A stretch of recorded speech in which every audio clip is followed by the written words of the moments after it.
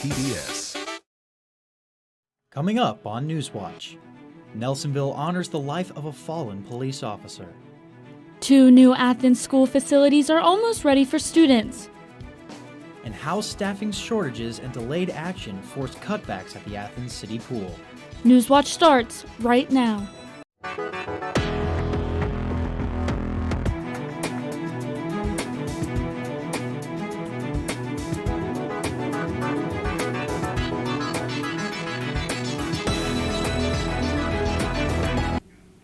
Good evening and welcome to Newswatch, your source for the latest news impacting southeastern Ohio. I'm Curtis Fader. And I'm Lexi Lepoff. Police officers from around the region gathered in Nelsonville this morning to mourn the loss of one of their own. Hundreds of officers, family, and friends joined a motorcade to Carbon Hill Cemetery to honor Scott Dolly. 43-year-old Nelsonville police officer was killed in a major car crash last week while responding to a call of reported gunshots. Funeral services took place at 11 this morning at Nelsonville York High School, and then law enforcement vehicles from many different counties and jurisdictions joined the procession. People gathered in the streets to pay their respects and reflect on Dolly's impact on his community that went beyond the badge. I certainly remember the good times we had, and I certainly have great sympathy for his dad and his mother, all the members of his family. They were all involved in the scout troop, and Scott upheld our highest traditions. We were proud when he became an Eagle Scout, which is the highest rank and very hard to attain, and we'll always be proud of him. Others praised him as an officer for helping save the lives of their loved ones. My son overdosed and he took the call. He mentioned his name. He didn't respond, so Dolly asked me where my son was, and I showed him where he was, and he ripped the door open and took immediate action to my son. And if it wasn't for Dolly, my son would be dead today. I can never say nothing bad about him because in this town he helped change Nelsonville, and I respect that too. Governor Mike DeWine previously ordered flags to be flown at half staff in honor of Dolly in Athens County and other locations, including the Ohio State House. That mandate is in effect until sunset tonight. For the third time in less than a year, the Ohio Department of Health has a new director, but many Ohioans are already familiar with this one. Governor Mike DeWine announced today that Dr. Bruce Vanderhoff will be the new director of the Ohio Department of Health. Stephanie McLeod, who has served in the position for 9 months, will go back to lead the Bureau of Workers' Compensation. Governor DeWine did not say why he's making the change, but Vanderhoff's medical and organizational expertise will help the department move forward against the pandemic.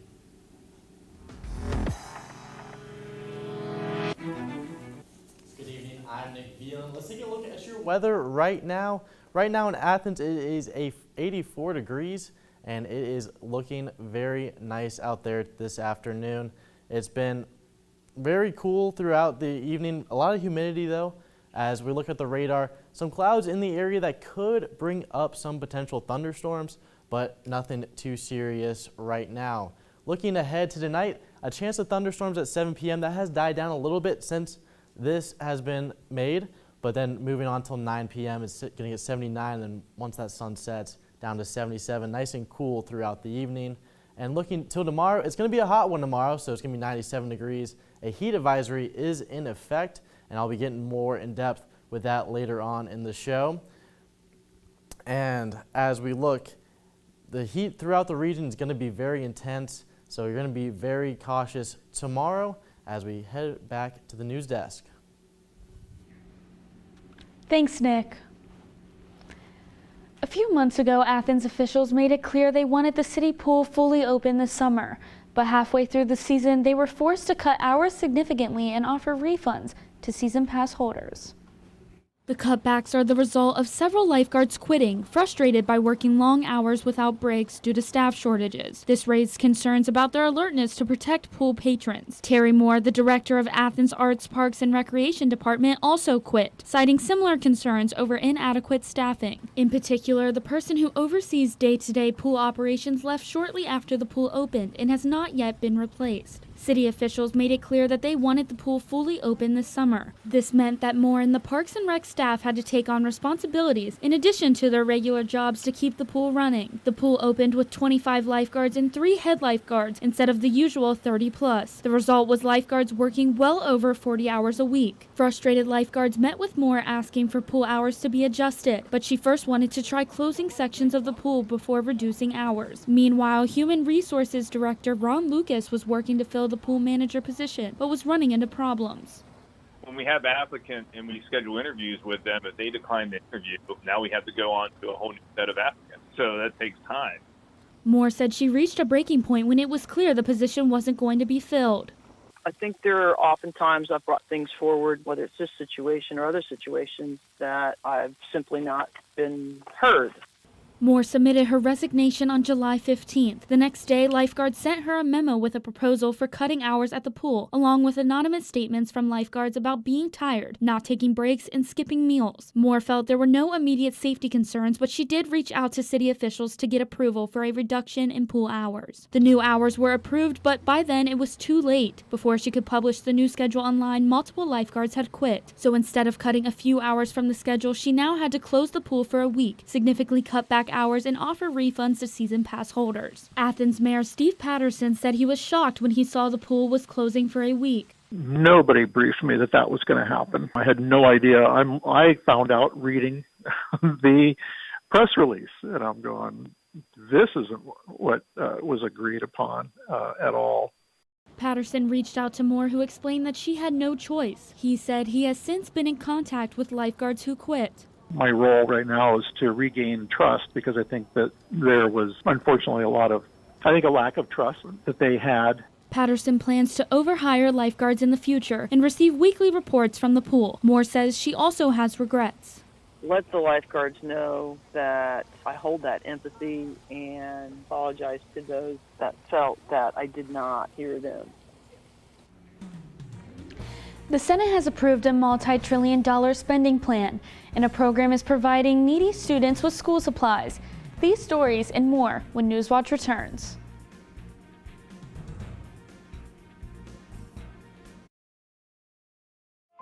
We are on the threshold of a new revolution that will change mental health care forever.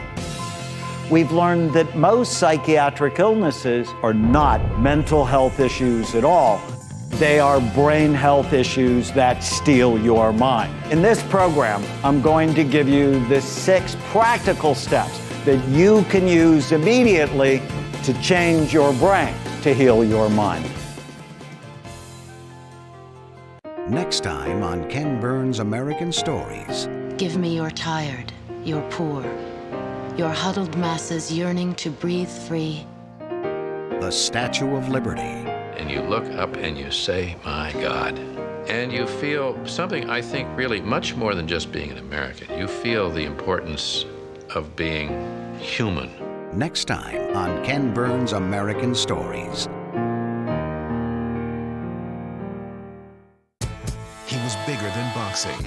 I am the greatest. He was larger than life. His magnetism just was amazing. Who is this guy? He was a revolutionary. He was a groundbreaker. Well, ain't nobody gonna stop me. Ken Burns captures an intimate story of victory, defeat, and determination. The price of freedom comes high. I have paid, but I am free. Muhammad Ali. Tune in or stream. Starts Sunday, September 19th at 8/7 Central, only on PBS. It's you I like. Hi, I'm Michael Keaton. Come to the Mr. Rogers neighborhood and celebrate the programs that have inspired more than 4 generations of children and parents. Oh, I love this is the one where you blow really, really hard. It's really magic. It's so far beyond just entertainment. Well-known friends share their heartfelt memories on Mr. Rogers. It's you I like.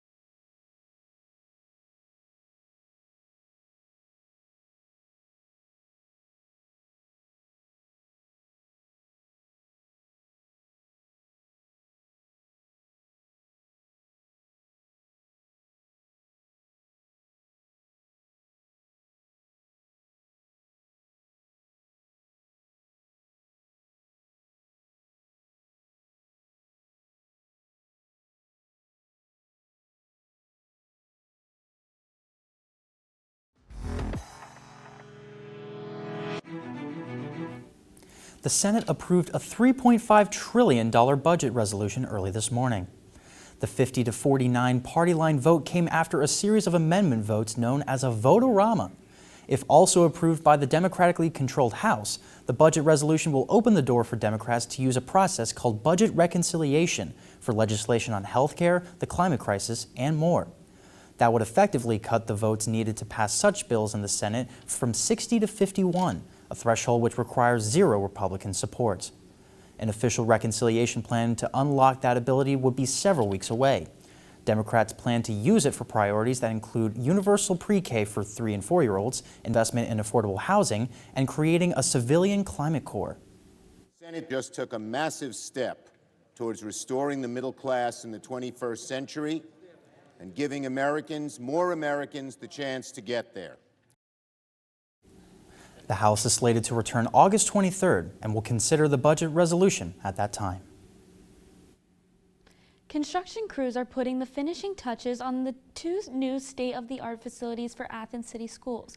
Dylan Tyson reports the buildings will open their doors to students from pre-K to 3rd grade next week. Superintendent Tom Gibbs says students are in for a treat at the new Morrison Gordon and East Elementary schools. There's just so much great stuff about the building. So our students are going to have more space, better air quality, better light quality. You know, for some of our kids, it's just going to be a completely different educational experience. The project began as just that, an opportunity to bring these buildings up to par with modern standards. The renovations also offer security improvements, outdoor learning spaces, and millions of dollars in digital learning technology. But with all new buildings, the district saw an opportunity for innovation. Gibbs said that among the core design principles was accessibility. It has a separate sound system like all the other rooms, and you'll see the speakers in the ceiling for it. That's a lanyard mic, and those are so that students can hear the articulation better. There's evidence that increases student understanding, especially for early learners. It doesn't stop there. Gender-neutral restrooms can be found in each hallway. Small breakout rooms feature lighting designed specifically for students with sensory disability. And both buildings are entirely disability-friendly, with ramps and elevators in every hall. We're really hoping that we'll have an opportunity to expand that and provide greater equity in that regard as well. In fact, equity is the one word that Gibbs says define the district's plans for these schools. They both have the same academic and core program spaces, and those spaces look very similar inside. The district is working to address long-held criticisms that Athens children receive unequal education based on the neighborhood they grew up in and the building they attend. But it's not just the buildings being addressed. Gibbs has also redrawn the boundaries that determine which students attend which schools. When I drew the lines, I literally looked at free and reduced lunch rates and drew the lines in such a way that right now, each building has a lower than 40% free and reduced lunch rate. His goal is to ensure that both buildings maintain a diverse student body. And there's research evidence that would demonstrate that all students will actually perform better over time in an environment of that nature. The Plains Intermediate is currently undergoing similar renovations and should be ready for 2022.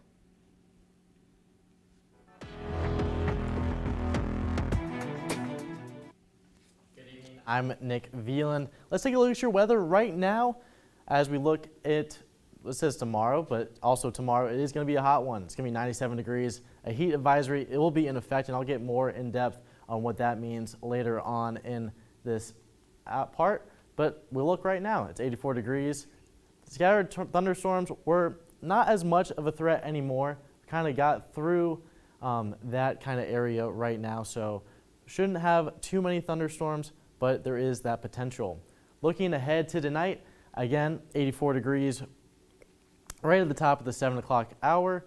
9 p.m. is going to hit 79, and 11 it's going to go down to 77. Cloudy and cool throughout the night time. Tomorrow, as I mentioned, it's going to be a hot one, 97 degrees. A heat advisory will be in effect, and we will be seeing a lot hotter temperatures tomorrow, even though it was very hot today as well. Tomorrow, throughout the southeast Ohio region, it's going to be 97 in Athens, 98 in Marietta. That's going to be the peak of the entire region, so upper 90s throughout this entire southeast Ohio area. And again, it's not going to be a cool one tomorrow, so be prepared for that. It's going to be really, really hot and be on the lookout. Looking at a heat advisory tomorrow, what this means is going to be a hot one. It's going to heat index up to a 104, and basically what you guys need to do is stay safe. Drink lots of water, light clothing throughout the entire day. Stay inside in the AC if you can. Be on the lookout for heat exhaustion if you are outside. Just be safe as much as you can, as it's going to get toasty. Tomorrow morning, though, we'll look throughout that time. 8 a.m. is going to be nice and cool once you start to get up. At 10 a.m., it's going to be heating up at 84. Slight chance of rain from the 8 to 10 o'clock area, but shouldn't really have any threat throughout that time period. And once noon hits, that's when it's going to get hot. It's going to get up into 90, and throughout the entire afternoon, it's just going to increase more and more and more. Looking ahead to the 7-day forecast and this week ahead, again, tomorrow it's going to be 97. Friday, 92 is going to start cooling down once we hit the weekend at 83, 83, 83. And then Tuesday and Wednesday, high of 81 and 84. And again, not a big chance of rain throughout the week too, so that's a really good sign. So it's going to be nice and dry, but just have to get through Thursday. And once we get into the weekend, it's going to cool down a lot. So got to get through Thursday's heat, and you'll be fine through the weekend. Now over the news desk. Thanks, Nick. A church in Albany is working hard to make sure that every child in Athens County has what they need to succeed on the first day of school. Taylor Burnett paid them a visit. If you walked into Airline Church of Christ during the week, you might think they were hosting a summer camp, or a vacation Bible school, or even a daycare class by all the seats full of backpacks. But Minister Willard Love says these backpacks have yet to be given to their owners. And we will pack close to 200 this year for families who call us directly, for communities, for organizations within communities. Whatever that need is, we try to meet the need if we can. Despite packing free backpacks for nearly 200 students in need, Love says the seats of the church are always clear by Sunday for services, ready to welcome church members, and then ready for even more filled backpacks. The backpacks include notebooks, loose-leaf paper, pencils, pens, scissors, and more. Even though it may not quite be what's on every school supply list, Love says they aimed for the backpacks to help children have the supplies they need most on the first day of school. Yeah, this is our 13th year of Operation Backpack. We began with an effort just to reach out to our communities, and it's really grown. We're approaching 3,000 backpacks over the time of the ministry that's been given out to families. The money for the backpacks is collected from local businesses, Love says, as well as donations from the church and individuals from the community. Randy Dillinger attends the Airline Church of Christ and helped pack backpacks this year. But the backpack program, they always take donations. We have from several different businesses and individuals. And it seems like every year it's just, they come back and we get more, and just to help more people. And that's what it's all about, helping. This year has posed unique challenges because of the pandemic. And we knew that the need was going to be great this year because many students are going back into the classroom where they were maybe on virtual learning in the past school year. So we've seen an increase in the requests and the need there this year. Operation Backpack is especially useful for families who may need a hand who may not qualify for the assistance programs organizations like Job and Family Services offer, Love says. We're hoping that it gives them a positive start to school. Those in need of backpacks for students kindergarten through high school can call the church. In Albany, I'm Taylor Burnett for Newswatch. Those interested in backpacks can call Airline Church of Christ. Good evening, everyone. Coming up in sports, Ohio football took on day 6 of fall camp today in the heat.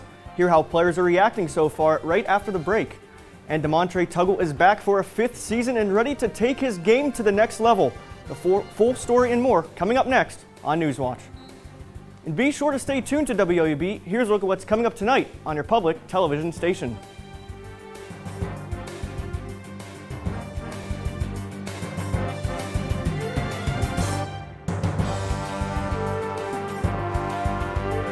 An icon. Rock iconography is as saleable as the music itself. The fact that they get pleasure from having this image on their wall, that's how I get my cookies. You shouldn't pigeonhole music photography as music photography. It's much more than that. It was documenting pieces of history. Abbey Road is at the very top. It's a bit of a holy grail. Icon Music Through the Lens. Tune in or stream Friday at 9/8 Central, only on PBS. We are on the threshold of a new revolution that will change mental health care forever. We've learned that most psychiatric illnesses are not mental health issues at all.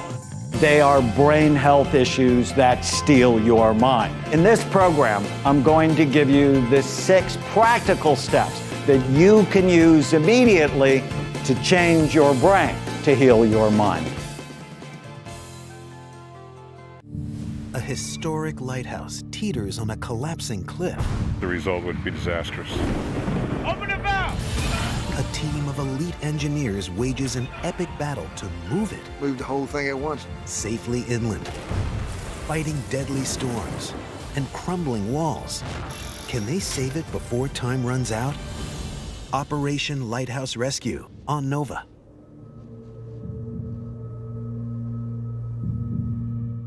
Attention, the peoples of the world. We're on the Pacific Fleet flagship USS Missouri in Tokyo Bay for the signing of the surrender. The radioman come running up and he said, "The war's over." It was shortly after the second bomb was dropped. The surrender was one of those crystalline moments in history. There was a reverence to the entire thing.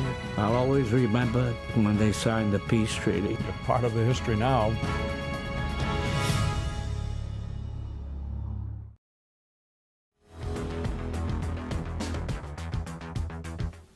Hello everyone, I'm Brian Kerp.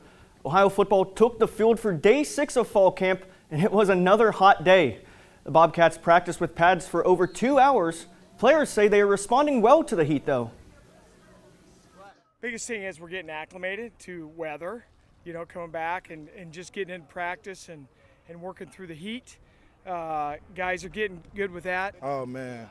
I'm like a kid in the water park, honestly. I love the hot days. It gets my muscles and everything loose and relaxed and, ready to go.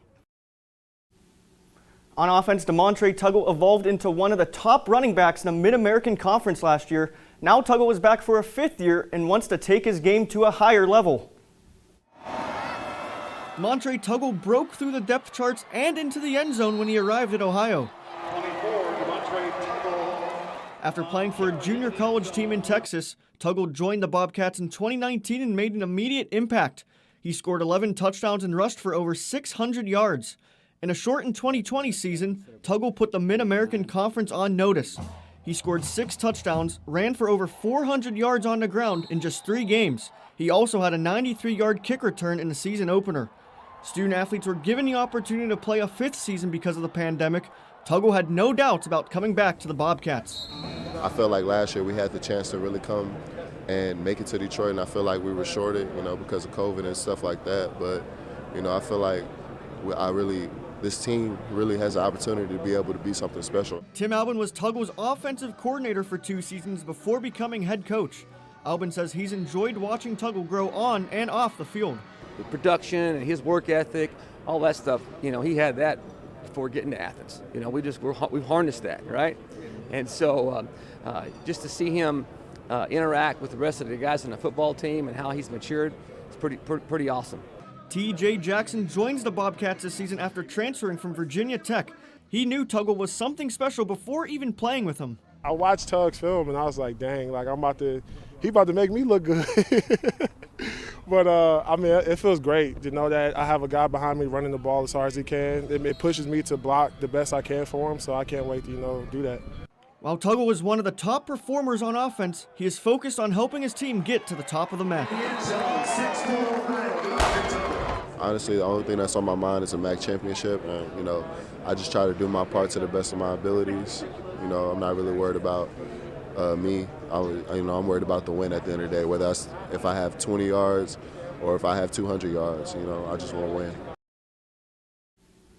Now Tuggle was part of a loaded Bobcats running back core. O'Shawn Allison, Julian Ross, and Jake Netherton are among others that have had reps in fall camp. The Bobcats are just 24 days away from kicking off the 2021 season. And we are just 9 days away from the start of high school football season. And the Meigs Marauders are happy to have their QB1 back. Coulter Cleveland only played in 3 games last season before suffering an injury. Now he is ready to guide the Marauders in his senior season. Did not like being on the sideline, watching my team, especially not doing as well as what we absolutely should have. It was rough. I did not like it, but this year I'm back. I'm healthier than ever. It was a clean break in my collarbone, and now it's completely healed, stronger than before, so I'm good. Megs opens its season next Friday at Gallia Academy. I'm Brian Kerp, and that's it for sports. Back over to the desk. Thanks, Brian. A group of baby penguins' first time in the water went swimmingly. The Shed Aquarium in Chicago shared this video of 4 Magellanic penguin chicks.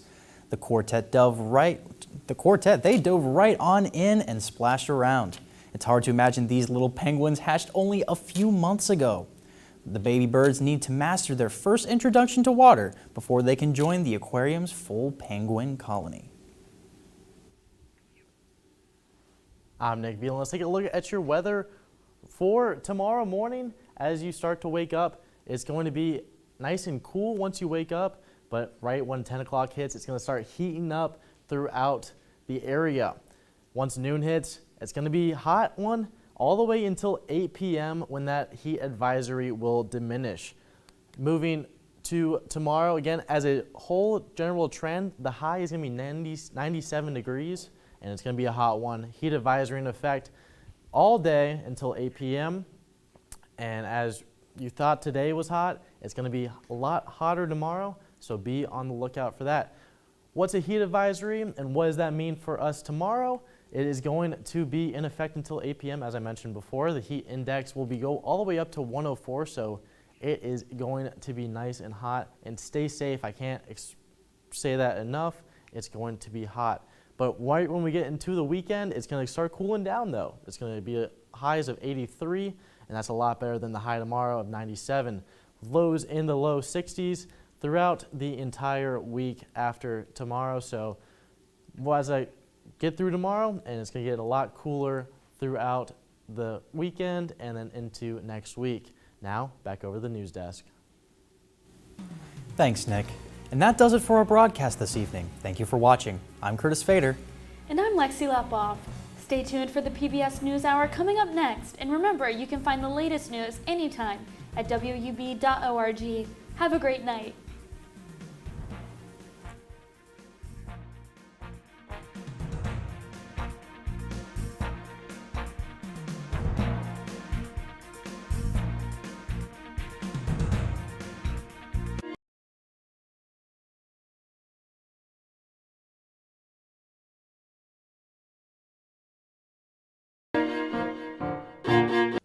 Support comes from Goldsberry Wealth Strategies in Athens and